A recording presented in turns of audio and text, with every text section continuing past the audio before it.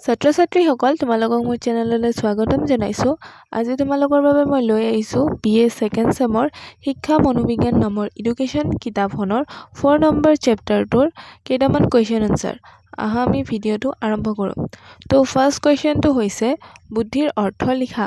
এনচাৰটো হ'ল সকলো ব্যক্তিয়ে জন্মগতভাৱে কিছুমান দৈহিক আৰু মানসিক শক্তিলৈ জন্ম লাভ কৰে। এনে দৈহিক আৰু মানসিক শক্তিসমূহে হৈছে সামগ্ৰিকভাৱে এজন ব্যক্তিৰ গুণাগুণ।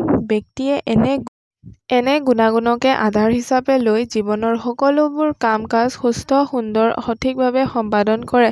সাধাৰণ অৰ্থত ব্যক্তিৰ অন্তৰ্নিহিত এনে গুণাগুণকে বুদ্ধি বুলি ধৰা হয়। ছেকেণ্ড নম্বৰ কুৱেশ্যনটো হৈছে বুদ্ধিৰ প্ৰকৃতিসমূহ লিখা। এনচাৰটো হ'ল বুদ্ধিৰ প্ৰকৃতিসমূহ তলত উল্লেখ কৰা হ'ল।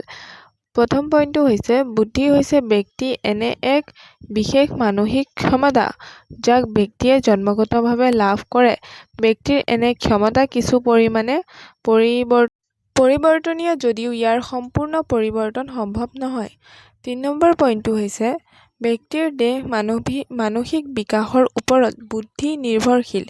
বয়সৰ ভিত্তিতহে ব্যক্তিৰ বুদ্ধি সঠিকভাৱে পৰিমাপক কৰিব পাৰি।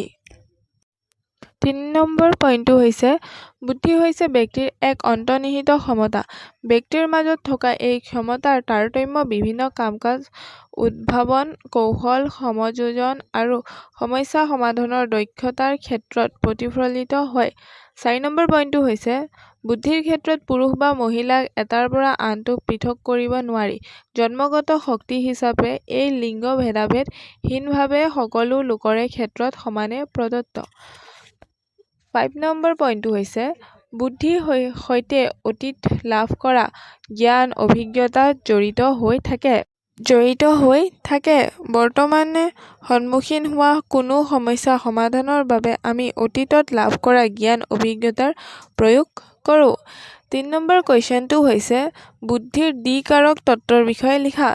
এনচাৰটো হ'ল ইংলেণ্ডৰ মনোবিজ্ঞানী চাৰ্লছ পিয়েৰ মেনে বুদ্ধিৰ সম্পৰ্কে কৰা বিভিন্ন পৰীক্ষা নিৰীক্ষাৰ অন্তত বুদ্ধিৰ দ্বিকাৰক তত্ত্ব উদ্ভাৱন কৰে। স্পিয়েৰমেনৰ এই তত্ত্ব দ্বিৰ অৰ্থ হ'ল দুটা আৰু কাৰক মানে উপাদান। অৰ্থাৎ বুদ্ধিৰ দ্বিকাৰক তত্ত্ব মানে ব্যক্তিৰ বুদ্ধি দুই প্ৰকাৰৰ কাৰকে বা উপাদানে ক্ৰিয়া কৰে জি আৰু এছ অৰ্থাৎ সাধাৰণ আৰু বিশিষ্ট মানসিক ক্ষমতা। যি কাৰকে ব্যক্তিৰ সকলো কাম-কাজকে প্ৰভাৱ বিস্তাৰ কৰাৰ বিপৰীতে এছ কাৰকে বিশেষ কামতহে প্ৰভাৱ বিস্তাৰ কৰে। মুঠতে যি কাৰক প্ৰভাৱ ফলস্বৰূপেহে ব্যক্তিৰ প্ৰকৃত বুদ্ধি প্ৰতিফলিত হয়। ৪ নম্বৰ কুৱেশ্যনটো হৈছে সমূহ কাৰক তত্ত্বৰ বিষয়ে লিখা। এনচাৰটো হ'ল সমূহ কাৰক তত্ত্ব উদ্ভাৱক এল থাৰ্ষ্টন। এই তত্ত্ব মতে বুদ্ধি হৈছে পৰিৱেশৰ কাৰ্য সম্পাদনৰ বাবে প্ৰয়োগ কৰা সাধাৰণ মানসিক ক্ষমতাৰ সমষ্টি। ইয়াত কোনো জি বা এছৰ ক্ষুদ্ৰ ক্ষুদ্ৰ যোগ্যতাৰ সমষ্টিৰ প্ৰভাৱ নাই। ব্যক্তিৰ সাধাৰণ একোটা সমূহক বিভক্ত আৰু কাৰ্যৰ ক্ষেত্ৰত এইবোৰ ঐক্যবদ্ধ হৈ কাম কৰে।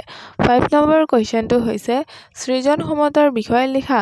এনচাৰটো হ'ল শব্দগতভাৱে ইংৰাজী ক্ৰিয়েটিভিটি শব্দটো লেটিন শব্দ ক্ৰিঅ'ৰ পৰা উৎপত্তি হৈছে যাৰ অৰ্থ হ'ল টু ক্ৰিয়েট বা টু মেক অৰ্থাৎ সৃষ্টি কৰা বা তৈয়াৰ কৰা।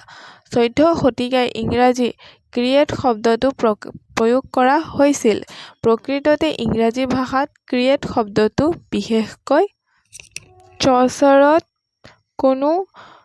চৰ্চাৰত বা ব্যক্তিয়ে কোনো সাধুকথাৰ ক্ষেত্ৰতহে প্ৰয়োগ কৰা হৈছিল। কিন্তু আধুনিক সময়ত মানৱ মনৰ সৃষ্টিমূলক কাম-কাজকে সমূহকে সৃজন ক্ষমতা হিচাপে গণ্য কৰা হ'ল। ব্যক্তিয়ে নতুনকৈ উদ্ভাৱন কৰিব পৰা বা সৃষ্টি কৰিব পৰা ক্ষমতাই হৈছে সৃজন ক্ষমতা। ৬ নম্বৰ কুৱেশ্যনটো হৈছে সৃজনশীল ক্ষমতাৰ বৈশিষ্ট্যসমূহ লিখা। এনচাৰটো হ'ল সৃজনশীল ক্ষমতাৰ বৈশিষ্ট্যসমূহ তলত উল্লেখ কৰা হ'ল। পইণ্ট নম্বৰ ১ সৃজন ক্ষমতা সাৰ্বজনীন ব্যক্তিভেদে ক্ষমতাৰ তাৰতম্য আছে। প্ৰত্যেক ব্যক্তিয়ে এটা নিৰ্দিষ্ট সীমালৈকেহে নিজৰ সৃজন ক্ষমতা প্ৰাপ্ত হয়। ২ নম্বৰ পইণ্টটো হৈছে সৃজন ক্ষমতাৰ ব্যতিক্ৰমী গুণে ব্যক্তিৰ ক্ৰিয়া আচৰণ আৰু চিন্তা চৰ্চাত প্ৰভাৱ পেলায়।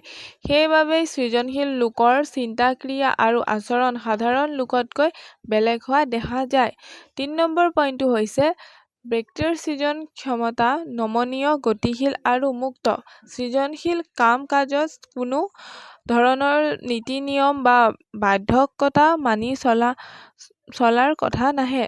৪ নম্বৰ পইণ্টটো হৈছে সৃজনশীল লোকৰ বৌদ্ধিক ক্ষমতাৰ মানদণ্ড বা বুদ্ধি উচ্চ পৰ্যায়ৰ যদিও সকলো বুদ্ধিমান লোককে সৃজনশীল বুলি ক'ব নোৱাৰি। ৭ নম্বৰ কুৱেশ্যনটো হৈছে ব্যক্তিত্ব বুলিলে কি বুজা? এনচাৰটো হ'ল এজন মানুহে আন মানুহৰ আগত যি ৰূপত ধৰা দিয়ে সেই ৰূপটোৱে হ'ল সেই মানুহজনৰ ব্যক্তিত্ব। এজন মানুহৰ শৰীৰৰ গঠন, আচৰণৰ প্ৰকৃতি, বিভিন্ন দিশত থকা প্ৰৱণতা, আগ্ৰহ, মনোভাৱ, বৌদ্ধিক সামৰ্থ্য আদি সংলক্ষণসমূহ একগোট হোৱা ধৰণটোৱে হ'ল ব্যক্তিত্ব। ব্যক্তিত্বৰ সংজ্ঞাসমূহ তলত উল্লেখ কৰা হ'ল। মনোবিজ্ঞানী উডৱৰ্থৰ মতে এজন ব্যক্তিৰ সামগ্ৰিক আচৰণৰ অধ্যয়নে হৈছে ব্যক্তিত্ব। ই ব্যক্তিৰ দৈহিক, আৱেগিক আচৰণৰ উপৰিও বৌদ্ধিক দিশসমূহকো অন্তৰ্ভুক্ত কৰে আৰু এনে দিশসমূহৰ সুসংগঠিত অৱস্থাই ব্যক্তিৰ ব্যক্তিত্ব গঢ় দি তোলে। মনোবিজ্ঞানী ভেলেটাইছৰ মতে ব্যক্তিত্ব হৈছে ব্যক্তিৰ বিকাশৰ যিকোনো স্তৰৰ সুসংগঠিত সামগ্ৰিক ৰূপ। অভিনয় কৰাসকলে নাটকৰ চৰিত্ৰৰ বাহ্যিক প্ৰকাশৰ বাবে পৰিধান কৰে শব্দৰ উৎপত্তিগত অৰ্থৰ বিশ্লেষণেৰে। ব্যক্তিত্ব হৈছে ব্যক্তিৰ বাহ্যিক চাৰিত্ৰিক গুণাগুণসমূহৰ প্ৰকাশ।